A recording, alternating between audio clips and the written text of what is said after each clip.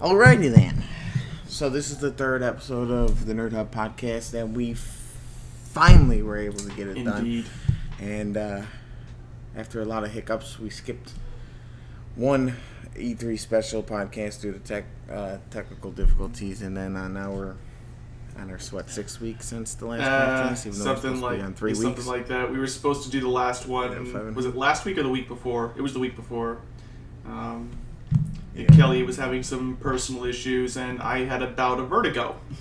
I couldn't even look straight without throwing up. That was a lot of fun. Yeah, it's a lot of fun. So we got a lot to cover. A lot of it actually is going to be. We had a lot more to cover, but we cut a lot of shit out just because it's been too long. But we're going to do a little brief recaps of things like E3 and shit. Yeah. But we're not really going to talk too much on them because now at this point it's kind of irrelevant at this point. Yeah. Yeah. It's just. I had an intro, but the YouTube video isn't playing. Oh well. Yeah. So, Trey, pick a topic you want to start off. Oh, God. Okay. Well, let's just look at this frickin' tome he has here. My God. Oh, dear. You know what? Let's start with Assassin's Creed, actually. Yeah. Let's start with Assassin's Creed. Okay. But first, let's talk a bit about the video game real quick. The new one they got coming out, Unity. Or no, not Unity. Origins. No, Origins. Yeah. Well, actually, you know what?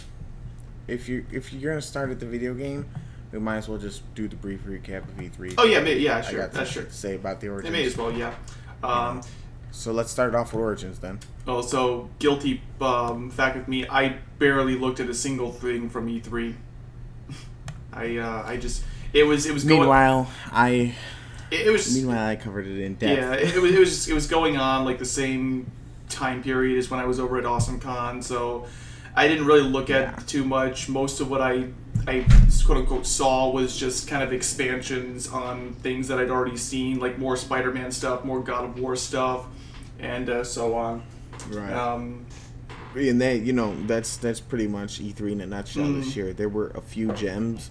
There was that one like late night little skit thing they did where those like, can't remember who they're called, but they basically made like their whole panel presentation thing be this one long giant middle finger to E3.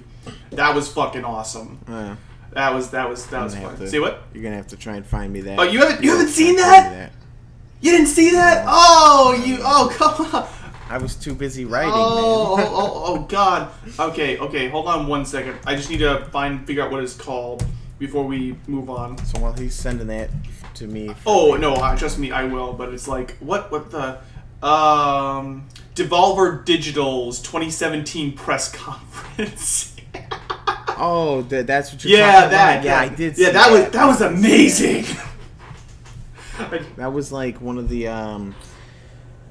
highlights for most people because it worked well because the entire E3 sucked pretty much. And like I said, it's just a giant middle finger at the expense of the entire freaking show and all their broken promises, what they keep demanding, and I just enough said. Oh God. Enough said on that one. I mean, they didn't really do anything game wise other than. Oh no! They are an actual legit game developer, but they just felt like making what amounted to like an SNL sketch really. Yeah, pretty much. It's a press conference of sketches and stuff. Which I liked it, so that's. But I think as for. The whole E3 was kind of bogus, but there were some hidden gems that we'll talk about. Xbox, completely bogus, in my opinion. They didn't have really any... I mean, other than the Scorpio, they didn't have anything new or exclusive or anything I really gave a shit about. Bethesda, also a letdown, which is, crazy because Bethesda always said if they didn't have anything, they wouldn't even do a press conference. Well, no, they did have something. It was frickin' Skyrim for the Wii, for the Nintendo Switch. Jesus Christ. Skyrim is the fucking cockroach of video games at this point because it keeps coming back. No matter how many times we smash it, it keeps coming back. Sorry. I mean, to be fair, we keep buying it. I don't.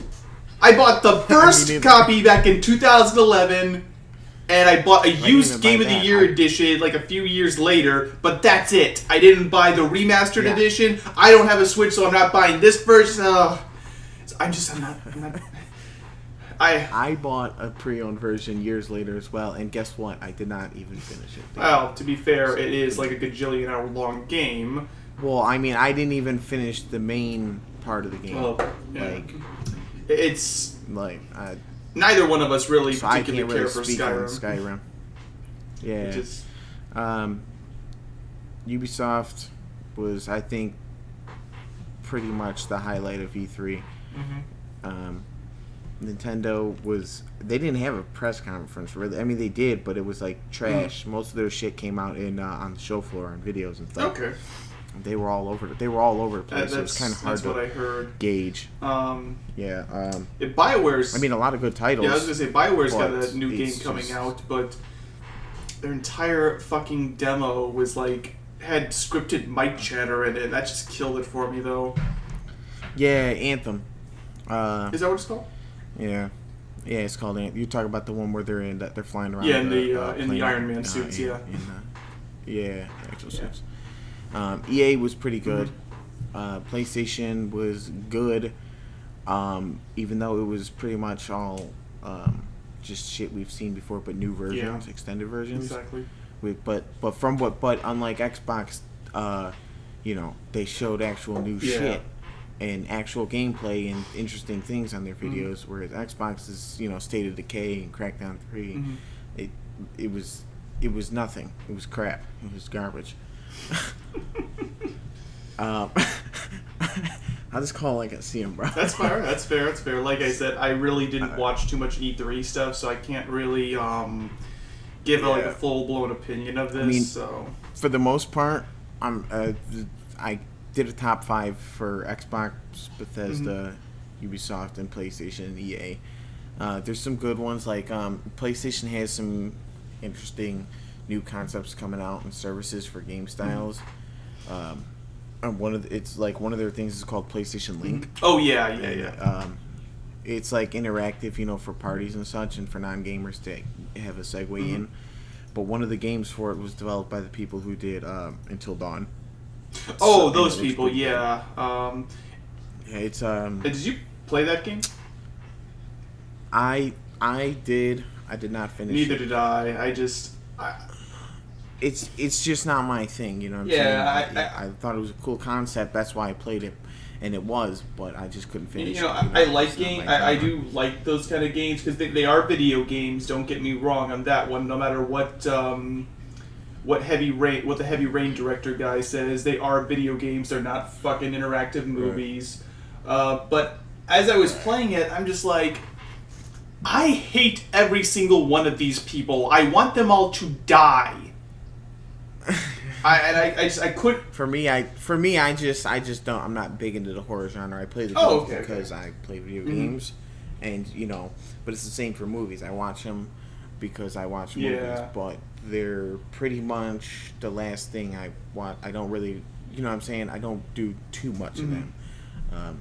I think the last horror game I completed was probably Resident Evil 1. You didn't beat the new one? You're right. And 7. that was an exception. Okay. Gotcha. Yeah. So Resident Evil 7, and Resident Evil 1, or maybe Silent Hills 2 or something like that. I don't know. But that's it. Gotcha. So back to Assassin's Creed. But anyway, let's talk. But wait. I just want to talk about it. I was talking about the new Assassin's Creed. I was onto a point, okay. And we sidetracked into horror. Okay. The point is, the game's called Hidden Agenda. Okay, and each person plays a random role, whether the DA, the serial killer, the cop, the detective, or whatever, and you have to play it out. And same thing as Until Dawn. Everybody could live, everybody could die, whatever. You try and solve the case if that's your goal. You try not if that's your goal. But each person has on their phone, because it's part of the thing, a profile and such. It's where they keep their info about the where the game is going, but one person is randomly given a hidden agenda. Really? And so you gotta lie. You gotta literally lie to your people, even if you're the good guy and shit. That's cool. Because you don't want to get caught and lose. So that's a cool concept. That's another thing I'll play just because I want to see how the concept plays out and how it can be incorporated into future gaming. Other than that, there's only like 6 games, and the other ones kind of look like trash, to be honest. But it's a cool concept for the whole service. Absolutely. Another good one was from EA. Okay. It's called A Way Out, and it's pretty much 2 characters. Okay, it's always split screen. You have to play it 2 players, whether online or local play. Okay. And that's one highlight, the local play, because that's something that's dying, couch gaming. Yeah. But you follow 2 different criminals from a prison. One has a path of redemption. One has a path of revenge. And you guys gotta break out. You gotta go do your things. Yada yada. It's a whole story. But each character controls their own character from their side of the screen, and you're not tangled. You're free to roam about doing your own things, while the other one's doing their own things. So you can be on different sides of the prison yard. One's getting jumped while one's trying to break in to something to get you guys out, and you could either go help him or you can go break in, or you know what I'm saying. So that's a cool concept. I think that game's going to be very controversial. Oh, definitely. Any game with a cool concept is going to be controversial. Well, not to mention this is a prison game. Yeah, it doesn't look like it spends too much time in the prison though. It does go out, like you're right. You're seen robbing a liquor store to get some money. Okay. Yeah, so it's got a whole story. Yeah, there's the tragedy of. It's somewhat linear, but it's linear in stages. You know what I'm saying? Okay, yeah. Excuse me. It's like certain areas are kind of open worldy, and other areas are just like just straightforward path. Right. Yeah, it reminds me of a,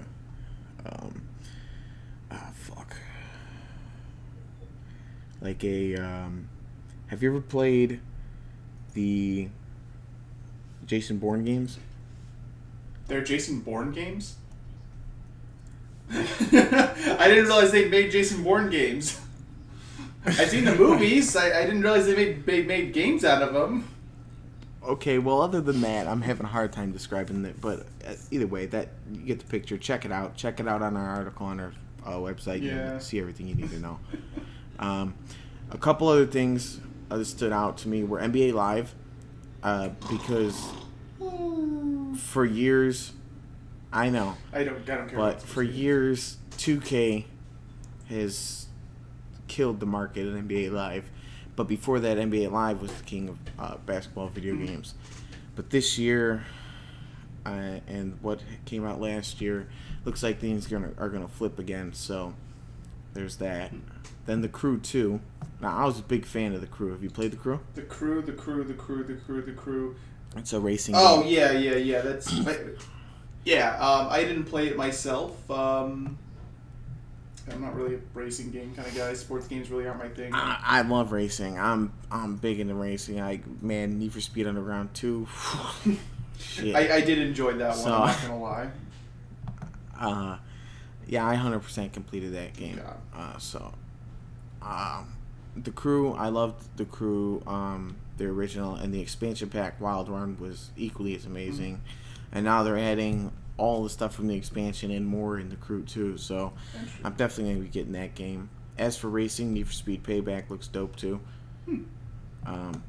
It's kind of like a cross between Need for Speed The Run, Fast and the Furious, and and then other than that, Assassin's Creed Origins. Yeah, which is the big talk about. So prequel rant. Yeah, as prequel as you can get. Yeah. Now, if you haven't watched our other podcasts, I can tell you that Trey hates the idea of prequels in anything. Just the concept alone, can't stand them. Yeah. So, I don't know what he's doing over there, but no, I had a bit of a mistake. And hold on 1 second, I'm sorry. So I'll give my opinion on it then. Okay, I'm back. Someone was knocking at my door. My recorder went off for a second, so I kind of freaked out for a minute. This is the second time podcast this has happened, so I'm going to have to make a slight adjustment when I'm editing this all together. I fucking hate myself sometimes. Okay, go on. Go. Well, you did fine with the last one. It turned out well, and it stopped like what 2 or 3 times last time. So, that was a nightmare to edit. My God. So that should be fine. Plus, you're right in the beginning. Who cares? But yeah, Assassin's Creed Origins. So basically, the point of this game is it's a revamp, a complete revamp. The controls, the gameplay, everything. A few of the highlights are that it is now really RPG element based, but the weapons and the combat. What do you think about that change, Trey? Well, like I said, I didn't really see too much of E3. What I just kind of saw of it was that it's open world. It's in Egypt again. You're actually sailing boats through the Nile and whatnot, which I think is cool. But why are they doing this right at the beginning?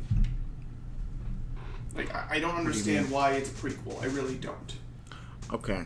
Well, the reason I would assume is because if you're deep into the lore in the last games, there's a lot of plot holes with Origin. Going back to Origins. Yeah, going back to Origins is the perfect spot to lay the foundation, a new foundation, and fix all these without actually addressing the games individually. You know what I just realized? It would actually probably make more sense if the game had taken place in the Mesopotamia area, because it was the cradle of civilization. Yeah, except the lore already says that the Egyptian era is when this all started. So. Where was that established in? I haven't. There's been. That was in Assassin's Creed 1. Was it? Yeah. It's been like 10 years since I played that game. Yeah. So yeah. The only reason I remember that is because I replayed the game like 6-7 years ago, and I hated it after I replayed it. What? Yeah. It just didn't age well. That's all. No, you're right. It absolutely did not. Even for its time, it was more than a little repetitive. It was subpar. It was even at the time. The only reason it excelled as much as it did was because of the concept of the assassins. Absolutely. When I was playing, when I saw like all the trailers and when I was playing it and all that, I'm a big historical buff. Oh, me too. But what I really liked about it was that it took place during the Crusades, and it wasn't really on anybody's side per se. There was like faults and evils on both sides. Yep. So that was something I really dug, and I was like, yeah, you're an assassin. You're creeping around trying to kill people. Yeah, but, that's pretty much that's what sold it, was the story, not the gameplay. The gameplay, if you go back to it, it's kind of trash because first of all, the biggest issue is the worlds are way too fucking big without fast travel, and you got to go all the way across the map and back, and all the way across the map and back, and it's ridiculous. And plus, that's a game like killer. Every 5 seconds you're running into some kind of checkpoint of people who are trying to stop and kill you, so you have to go and clear and when these you people die. out. And when you die, you're all the way back away across the fucking map. So it's a game killer halfway through the game. Yeah, but I just want to say this real quick. Assassin's Creed 2, comes out a few years later. That to me is probably the perfect example of how you make a sequel. Yes. It's like it's just improved everything. The characters were much better written. The plot and story were fantastic. To be honest, it's number 2 that solidified this franchise. Oh yeah, no, absolutely. Not the first one. If I had to if I made a top 10 list of my all-time favorite games, Assassin's Creed 2 would definitely be in it. Yeah. If they had made another one like the first one, it would have never took off. No, probably not. No. It died not long ago. But honestly, while I do give credit to number 2 and for all its quality, I like Black Flag and Syndicate. Oh no, Black Flag is great. Black Flag is great. I will not deny that. I don't think the plot in it is particularly good myself. But you know what? I'm a sucker for the pirate area. I was gonna say, yeah, like it's kind. There really isn't anything quite like it out there, where you're sailing across like the Caribbean islands, whatnot, raiding Spanish ships and whatnot for their treasure and whatnot. And they got fucking sea shanty songs. Yeah. I have those burned into my head for how many times I've just sailed around in there and just played them. Yeah, it was great. Yeah, but I didn't actually know this. I'm just looking at the podcast script now that Jack outlined here. There's a TV series that Adi Shankar's doing. Wait. Before we go into that, I just want to wrap up my thoughts on Origins. So anyway, the highlights of the game, because we always sidetrack on this shit. Yes, we do. The highlights. It makes it more natural. It is. It's fine, but I got to go back all the time. Trey's always trying to move on, forgetting that we sidetracked. No, sorry. It's like I'm a shark, man. I gotta keep moving, otherwise I die. That's now when people ask what animal you'd be, I'm gonna avoid shark. Because, yeah, definitely. So, my highlights were that it's got RPG style combat, which adds a whole new level, but it's still fluid and such like the previous Assassin games. It's not like The Witcher or something where the combat's overly advanced. Mm-hmm. It's just it's more detailed, mm-hmm. And the way you fight matters, and your gear matters, and your levels and stats and skills matter. Mm-hmm. Whereas kind of the other ones, they started to not matter. They were just there to be there. So that's a plus. The environment is far more detailed and I did see that. Yeah. Interactive. For instance, you could light arrows on fire on campfires and light the place on fire. They created a whole new climbing system. Mm-hmm. So they showcased it on mountains. And the system is that you can mantle anything and anywhere fluidly and flawlessly. And I saw it, and they showcased it, and it works. It's not buggy, and it's amazing.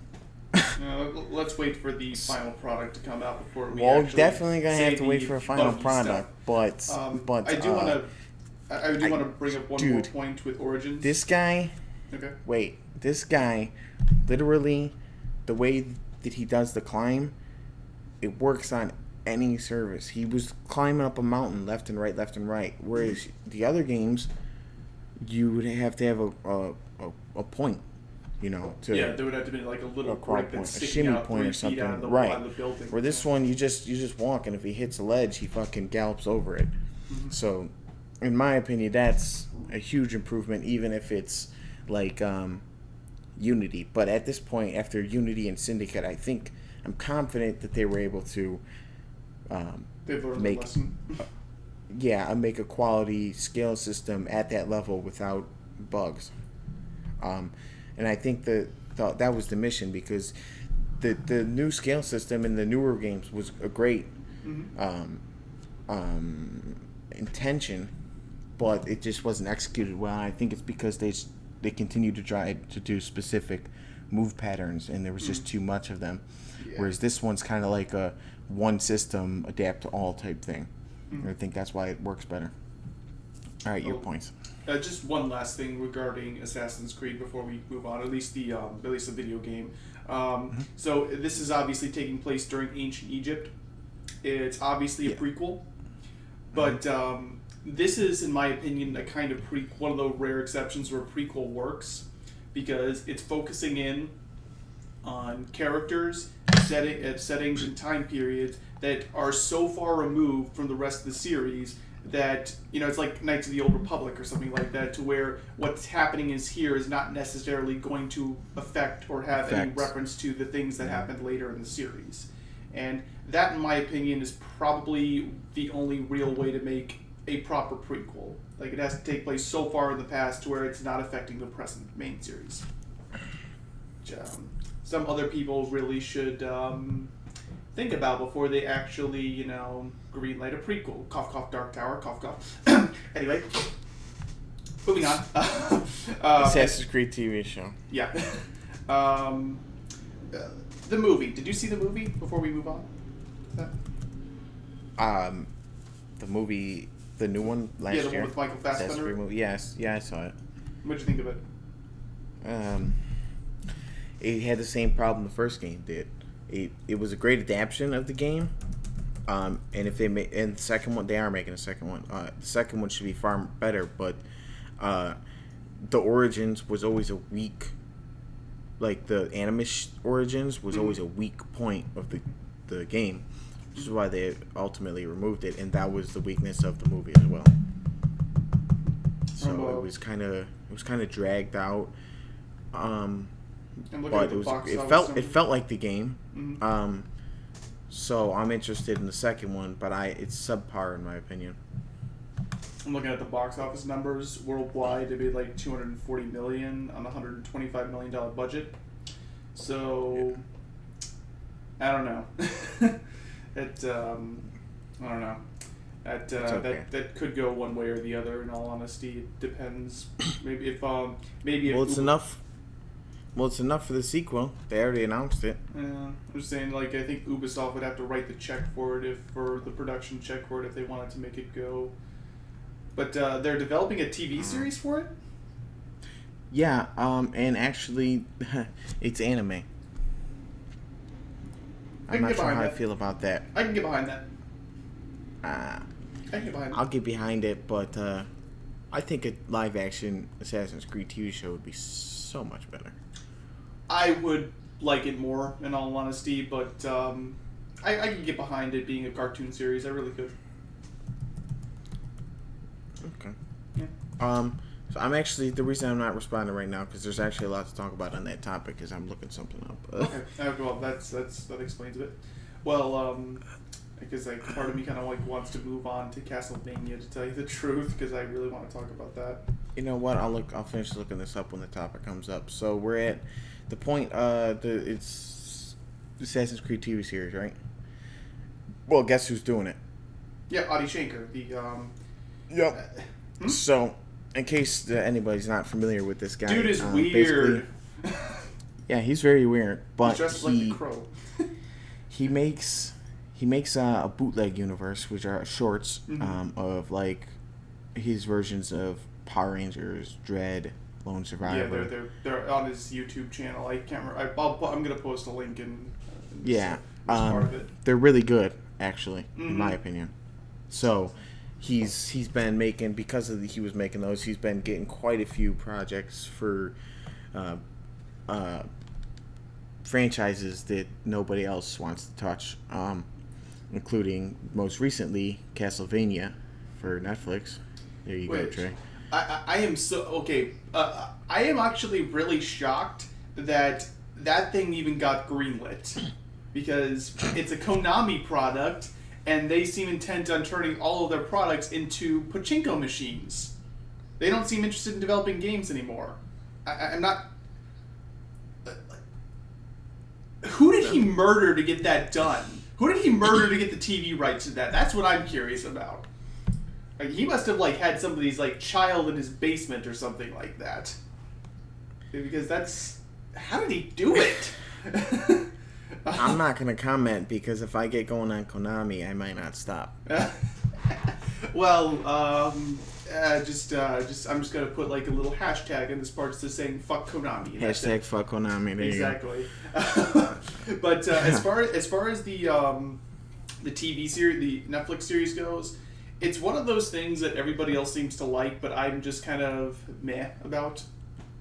Yeah, I haven't seen it yet, so I don't know. It's it has a nice little art style to it, but the animation to it itself it's very, very cheap looking. It's the characters don't move unless absolutely necessary, and when they do move, it kind of looks like a little janky. You'll see, which kind of makes sense. Yeah, which you have one character who's standing and talking, and everything else in the background is just frozen, stiff, solid. It's one of those kind of things. Or there's this big epic finale at the end where they're fighting all these monsters. They're killing 2 or 3 demons in it. You know, it's like you're definitely seeing them straining under their budgets. Yeah, which makes sense because they had what they do, get it done in like 7 months. The whole thing, start to finish, pre and post production and release. It's my gosh, that makes sense. Yeah. So, but the biggest sin, of it, in my opinion, is that it tries to give Dracula a sympathetic motivation. That's the big problem. It tries to humanize the guy, and you know we've seen that a few too many times before. There's so many adaptations of Dracula out there, and pretty much all of them since like 1990 keep trying to turn him into some kind of sympathetic character. You know, in the Francis Ford Coppola movie, they tried to make it so he was looking for his long lost love. That's the plot of The Mummy, by the way. Don't rip that off, Jesus. And then like Dracula 2000, they turned him into Judas of all people. That was really fucking weird. And they did a whole NBC series about it, and just like, really? And now they're doing this where, like, if you ever play the games, he's the definition of a straight up bad guy who just does what he does because he's evil and he likes being evil. I mean, yeah. And of course, honestly, I've never played the Castlevania. We went over that. I played one, the first one for like a couple hours. Other than that, it never caught my interest. So this more has to do with like Dracula in general as a character. Yeah. You know, but that's why I haven't gotten into the show. So I have no opinion, and honestly, I might not even get around to watching it. That's fine. Well, it's for like 25-minute episodes. So yeah, which was a problem for most people. But the second season has already been ordered with 8 episodes. So yeah. I think that in this series, I'm gonna give it a chance for the second season, simply because I do like Castlevania, and I think basing it on Castlevania 3 was the right way to go. It's actually going to move the story forward in a more coherent way, as opposed to making like season 3 be revolved around Trevor Belmont and all them. As for the games themselves, the first 3, just more for Jack than anything else, are just their classic NES side scrollers. They're a lot of fun if you can get behind that particular genre. My personal favorite of the series is the 4th game, which is basically a remake of the first game. It's just done a lot better. And of course, Symphony and Night. Everybody loves that one. I have nothing to say about that one, honestly. It's just, it's good. Okay, let's move on. Yeah. So back to the Assassin's Creed anime. They didn't really give any details on which era it'll be, but they did say it'll be based off of an existing character. I don't know if that's an assassin, a supporting character, or what, but it's definitely going to be part of the official canon and lore. As long as it doesn't revolve around Ezio, I'm fine. There's no reason to evolve. Yeah, there's no reason to go back to that character. There's literally been 3 games with him as the main character. You literally see him from being a rambunctious teenager to a tired old man. So yeah, we don't. Yeah. They literally tell you in one of like the codexes or whatever you want to call them in the 4th game. Or the 3rd, no, Assassin's Creed 3, that he died like 10 years after this peacefully. So it's like, there's no need to continue. None. Yeah. Now, my question is, when will Castlevania Season 2 and when will Assassin's Creed show come out? Because this guy is very busy. He's working on an R-rated Power Rangers series, which he's in talks with Netflix for because Saban gave him the rights after his bootleg short. And also, my question is, he seems to be focusing a lot of these on anime. Will the R-rated Power Rangers be anime, or will it be like his bootleg?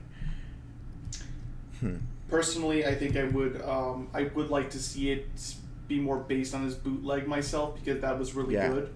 I still haven't seen the new movie. I just haven't really had time yet. I've heard really subpar things about it. So I can't really say anything about that. I liked it. It's remember, obviously, it's not, okay, I'm going to throw a bombshell, and this is from a big Power Rangers fan. The franchise is cheesy and shitty, and it's pretty much just for hardcore fans. And children, yeah. This movie appeases to everyone. Now, that's a problem for some people, but for me, I liked what they did. They grounded it. They gave things more reason, other than just, there's a big baddie to be a big baddie, Mm-hmm. They gave more substance and story and plot, and I like that shit. That's a big thing for me. So I liked it a lot, and it could have been better, but I'm definitely ready to see the sequel. Okay. So. I remember I was watching. This is gonna sound a little weird. An honest trailer video on it, and what it basically said was, no, just bear with me on it. And what they were basically saying was that we pretty much have a pretty decent high school movie here, right here, that just happens to have some Power Ranger stuff in it. I'm not sure what I think about that. But you know what? You got to think about it. The Power Rangers was always a high school TV show. That's true. At its core. It's true. So it kind of works. But as for all of these shows we're talking about, it goes in line with, Netflix has also got the it's focusing heavy on Voltron, and it's got the new was it 2 or 3 part Godzilla anime? This is actually the first I've heard of it. They're doing a Godzilla anime? Yeah, I don't remember what it's called. I'd have to look it up, but it's a multi-part Godzilla anime. I think each is an hour and a half segment or something like that. Interesting. But my wonder is, doesn't this seem like a lot of animes for Netflix originals? They've done a lot of live action drama. May as well branch out. True, but for me, I think people are starting to do anime or animated or whatever as a for a lot of projects that would be better off live action. For me, I think if it's live action or anime, it should be dictated upon the story, Mm-hmm. And some things work as anime, some don't. Now, the Godzilla anime works because there's already live action, there's been live action, and this has never been done. It's a whole new story, so that's fine. Castlevania, whatever, it's a Nintendo game, that makes sense too. That I don't think it really makes all that sense for Assassin's Creed, but I'll accept it. I definitely will not accept the R-rated Power Rangers being an anime. That I can tell you right now. That would be kind of ridiculous. I'm not gonna lie. It's already a kid show. There's no need to make them hand-drawn creations now. Yeah. So, and my next note was the box office, $240 million. So you already covered that. And for Power Rangers or Assassin's Creed? Assassin's Creed. Oh, okay. Yeah, we've already talked about that. Speaking of series that are not originally series, John Wick. Yes. What do you think, man? What do you think? I don't know. You're the big John Wick guy. Okay, let me look at your notes real quick. Okay, I'll go over it since you failed to do your homework. But the asset... 6 weeks later, and he's... Okay. See, here's the thing. They can't. Okay. Let me choose my words carefully. First of all, Ian McShane has to be one of the main guys in this show for it to work.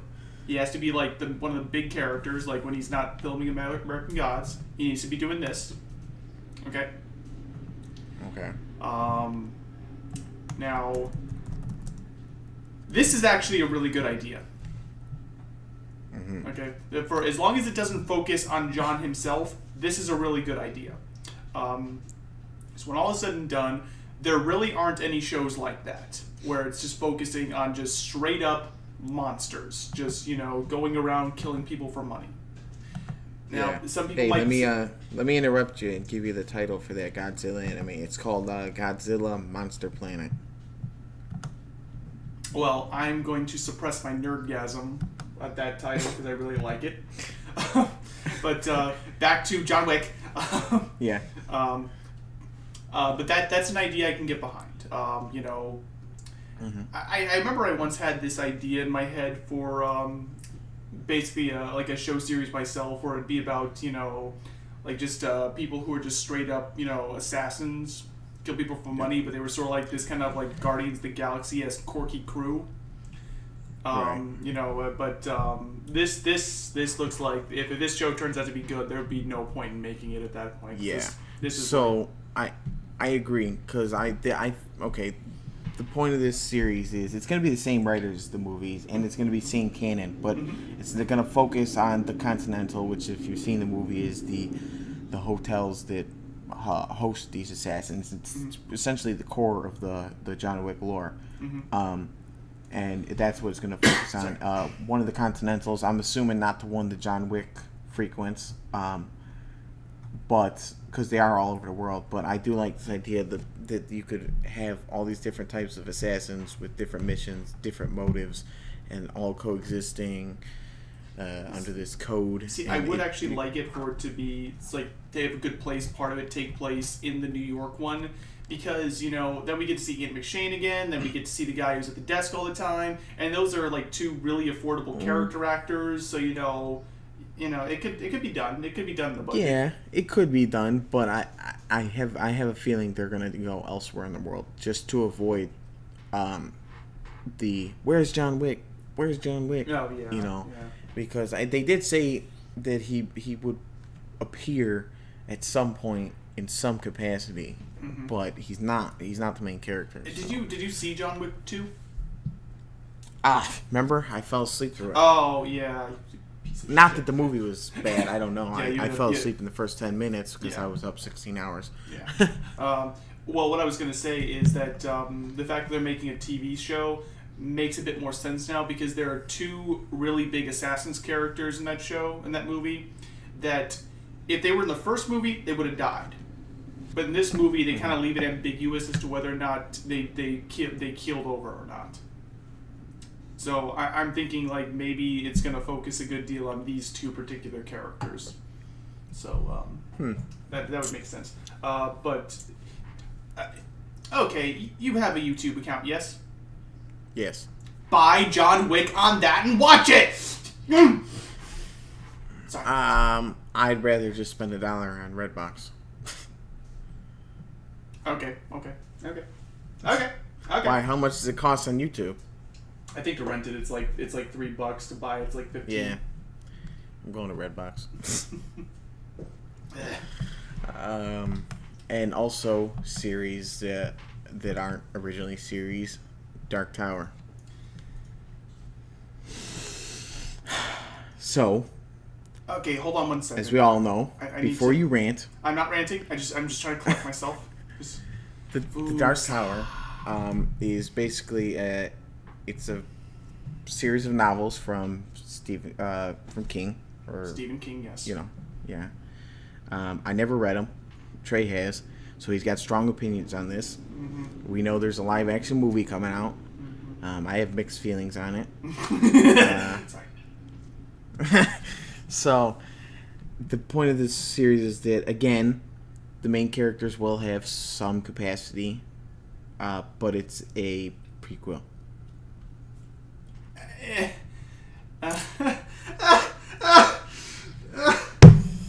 Now, let me read you the details before you lose your mind, because maybe it'll help. Similar to how they went with Castlevania, where they started with Castlevania 3, they're going to start with Book 4, which is a prequel. And... fuck, I lost my notes. Anyway, it's gonna be they have the whole same team, the same director, same writers. Sony's gonna do it. It's going to be 10 to 13 episodes. It's going to start shooting in 2017 with plans to premiere in 2018, which will coincide with the movie becoming available to stream. Okay, go ahead, man. Go ahead. Oh, no.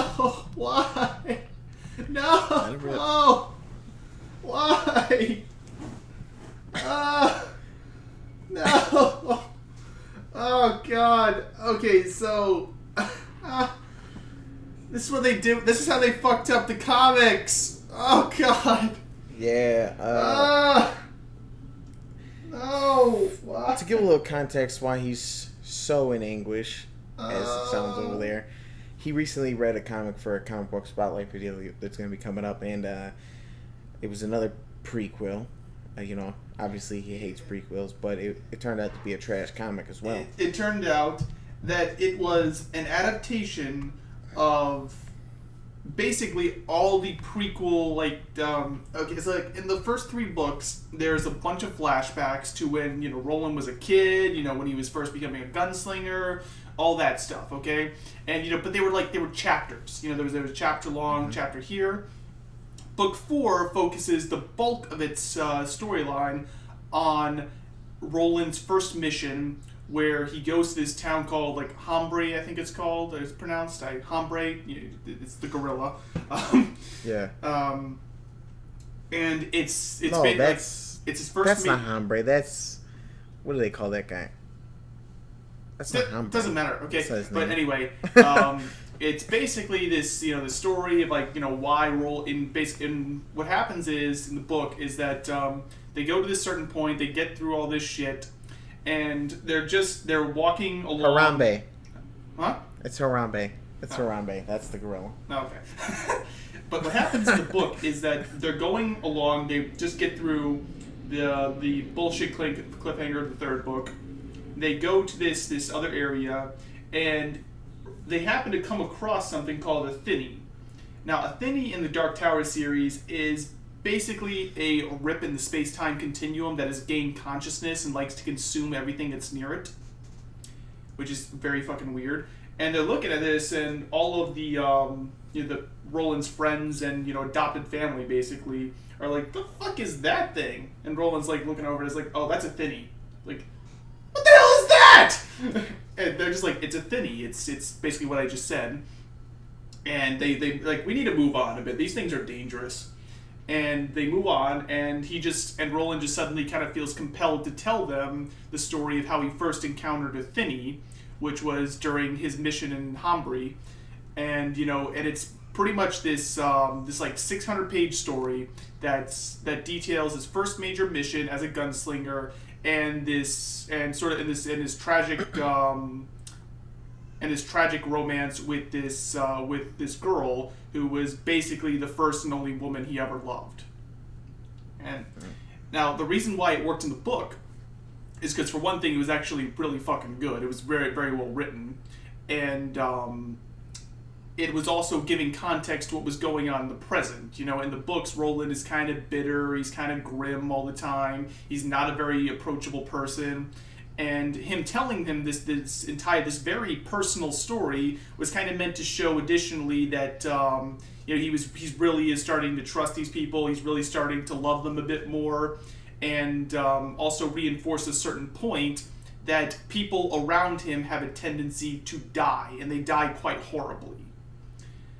The comic, on the other hand, takes all that context out of it and tries to compress all of this into a 7-issue miniseries. It does not work at all. Yeah. And with this series, they're making a show series out of that. I can't see that being any better. It'll just be a prequel for the sake of a prequel. We know at the end of this, all these motherfuckers except for Roland are gonna die. They're gonna die horribly too, and it's gonna be fucking depressing. It's... Yeah. And my question is, what kind of story would you even be able to tell here at this point with so much prequel covered and not including the gunslinger as the main character?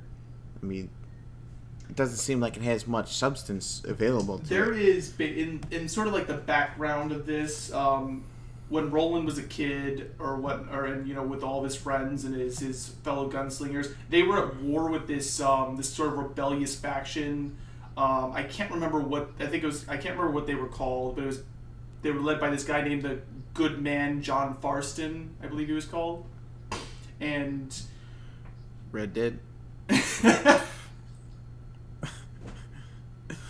Maybe that's where they got the name from in Red Dead. Holy shit!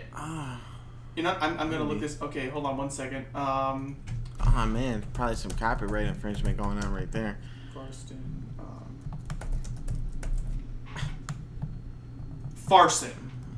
Farson, not Farston. Oh, Farston. Wow. Farston. That's why they were able to use it, but it's still... Oh man. But anyway, no, that's the only thing I could really think of is maybe going to a war with there, but it's just been covered so much already that there would be no point in that. I mean, if for some reason... Yeah, go on, okay, I'm done talking about So this. basically, in summary... Don't do it! Other than the novels, this entire franchise and everything they're expanding on with the movie and the TV show and the comics is pretty much a letdown compared to the novels, or seems to be so far, at the very least. I'm going to expand on this in my comic book spotlight of Dark Tower. Yeah, we'll get more into that, but yeah. I like that they're doing, different adaptations of a franchise, but if it's not going to be good, then you shouldn't do it at all, in my opinion. So, speaking of weird right now, Valiant recently opened a entertainment division, and they have a TV series called Ninjak versus Valiant Universe. I know Valiant is a comic imprint or a publishing company, but I really don't know anything about them. So anyway, the point of them is they're big they're big, like, non-independent. They're technically not independent anymore. They're a big company, but they have signature characters, Man of War, Bloodshot, Livewire, but the series is it's gonna be Ninjak versus all of them, I guess. Now the effects look good, the story looks good from the trailer and such, but except for Man of War, I don't like the way they made him.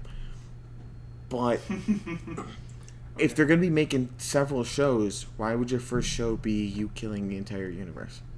Maybe they're going for a Deadpool sort of thing. I don't know. It just, I'm going to need more details on this because it looks cool, but I don't get that, why you would put such a big theme in your first installment. So, did you just say you don't really care? No, I don't know either. Oh, I was gonna I don't care. Godzilla. Back to Godzilla, but the live action. The next one, King of Monsters, is apparently supposed to include Mothra, the three-headed guy, the king. What's his name? Okay, they're including Mothra, the moth, Rodan, who's basically a pterodactyl. Oh, you found those notes. Nice. And King Ghidorah, the three-headed dragon. Yeah. Who is obviously Godzilla's big nemesis. I'm looking forward to that. But the thing is, again, I have another question. So it's basically a battle of the monsters. See who's the real king. Blah blah. He's gonna kill them all. He's gonna survive. Then he's gonna go face Kong.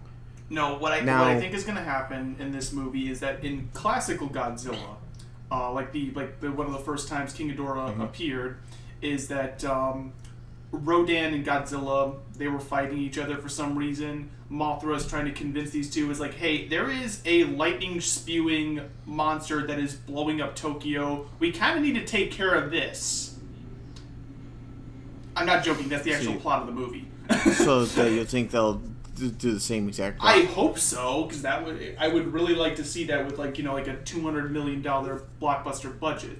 Which would be good. But my question is, after this, they're gonna do Godzilla versus Kong. Mm-hmm. Now, the Kong Skull Island, which by the way was a great movie, did a whole point of making it so that you could believe Godzilla versus King Kong. Mm-hmm. Now, if this movie's gonna come out first and you have these enemies, it essentially defeats the entire purpose and makes it back to being you're not gonna buy Kong presenting a bigger threat than them.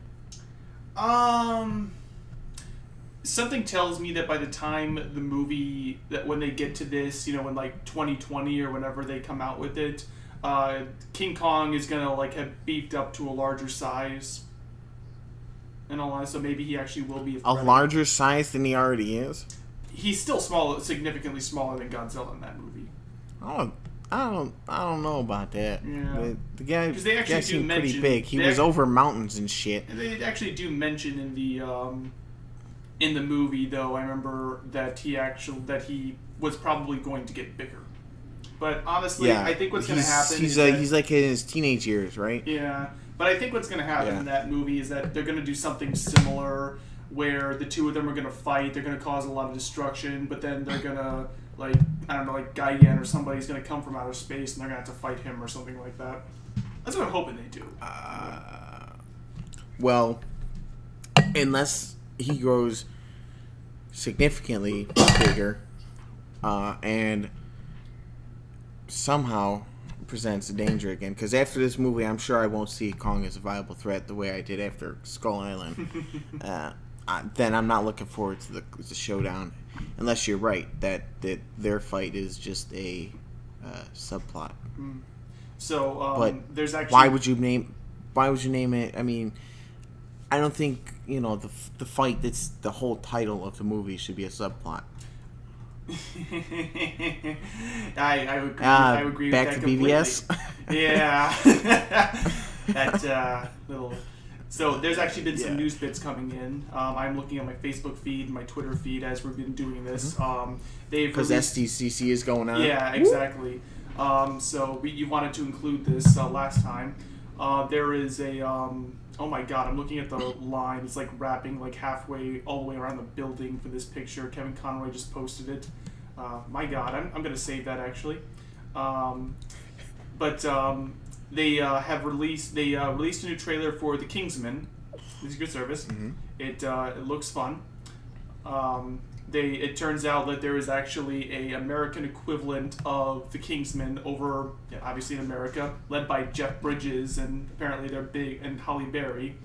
Apparently their big guy, and that is Channing Tatum. They call them the Statesmen. They're a bunch of stereotypical Texians.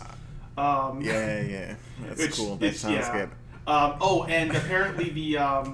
okay, so you saw Game of Thrones. I can't ever remember this guy's name, but he's the guy who fought with the spear, he fought with the mountain, got his head crushed. He's Game of Thrones Inigo Montoya, is what he is. I can't ever remember his name, but he's in this movie too. Either. And he's with the Statesman, apparently. I think that's kind of cool. But they're not making it a big twist over the fact that Harry's still alive in this, which, thank God. Julianne Moore apparently is going to be the villain in it. Julianne Moore. I gotta look her up. That I know that name. It sounds very familiar. Hold on. She's in a lot of stuff. Yeah, I just can't put a face to it. I'm more of a face person than a the redheaded girl from The Lost World. Yeah, I see her now. Yeah, I'm pretty good with names, but a face I could put perfect. Yeah, but the only other thing that's come out so far as we've been talking that I've seen at least is they're coming out with yet another Saw movie. Ugh. Okay. Yeah. I didn't realize they were going to bring that back. Yeah. At that point, that's time for our first intermission. Mm-hmm. I'm going to take a piss, and we're going to return with the second part of this podcast. Okay, I'm going to actually do the same. I'm going to turn my thing off. Do not stop recording, though, okay? Yeah, of course. You can just edit it later. Yeah. All right.